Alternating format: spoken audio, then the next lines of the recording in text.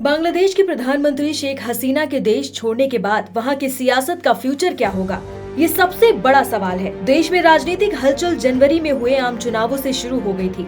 तब पूर्व पीएम खालिदा जिया की बांग्लादेश नेशनलिस्ट पार्टी जैसी कई विपक्षी पार्टियों ने चुनावों का बहिष्कार कर दिया था। कौन बांग्लादेश की सियासत का असल खिलाड़ी है, ये एक दिलचस्प सवाल और पहलू है। आवामी लीग की नेता शेख हसीना के पिता शेख मुजीबुर रहमान को बंग बंधु के नाम से भी जाना जाता है। वो बांग्लादेश के राष्ट्रपिता थे। पहली बार 1971 में पाकिस्तान के साथ युद्ध के बाद देश के प्रधानमंत्री बने। 15 अगस्त 1975 को सेना द्वारा किए गए तख्ता पलट में उनकी हत्या कर दी गई थी, जिसमें उनके परिवार के कई सदस्य मारे गए थे।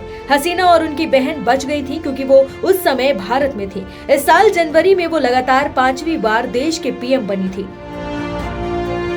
पहली बार वो इस पद पर 1996 में बैठी थी। आवामी लीग मुस्लिम लीग से अलग होकर 1949 में स्थापित हुई एक पार्टी थी जिसने छात्र आंदोलनों को नेतृत्व किया। कहा जाता है कि बांग्लादेश की आजादी में इनके आंदोलनों की बड़ी भूमिका थी। आवामी लीग ने उर्दू भाषा को लागू करने और उस समय पूर्वी पाकिस्तान प्रांत के रूप में जाने जाने वाले क्षेत्र को अधिकार न सौंपने के लिए पाकिस्तान सरकार का विरोध किया गया था। बंगबंधु की हत्या के बाद 1980 के दशक में कई पार्टी नेताओं को गिरफ्तार किया गया था या उन्हें फांसी पर चढ़ा दिया गया था।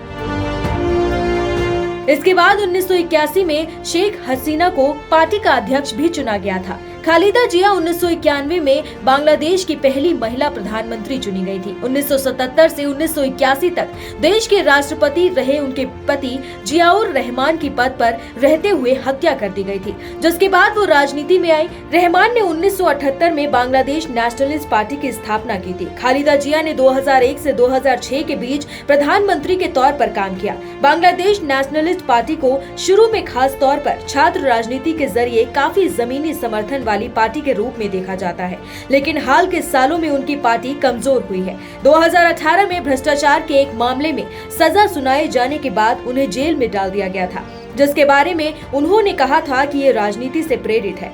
जमाते इस्लामी की स्थापना भारत के बंटवारे से पहले 1941 में हुई थी। जब बांग्लादेश पाकिस्तान से अलग हुआ तब वहां 1975 में जमात को फिर से खड़ा किया गया था। ये देश की सबसे बड़ी इस्लामी पार्टियों में से एक है।